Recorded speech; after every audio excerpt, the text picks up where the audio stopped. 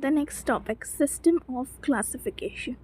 The system of classification is a system that classifies psychological disorders based on the categories which are decided according to the symptoms in order to provide effective diagnosis and treatment to the person who is suffering or the patient.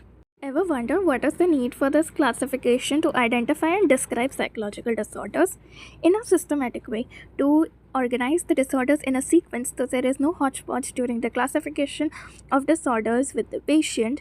It helps in diagnosis, proper diagnose, how to treat the patient properly, communicate among professionals about what disorder he or she is suffering with and how to deal with it. This classification helps in dealing with that.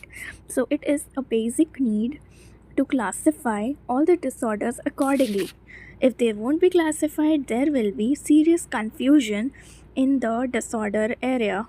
Widely used systems of classifications are ICD-10. It's like a global rule book. It is International Classification of Disorders 10th revision, prepared by World Health Organization or the WHO. It covers both physical and psychological disorder. For example, generalized anxiety disorder, schizophrenia, etc., and many more.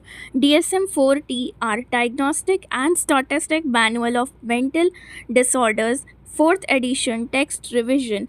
It's like a mental health playbook which is published by the American Psychiatric Association, is that the APA. Purpose of both the systems: provide a common language for clinicians.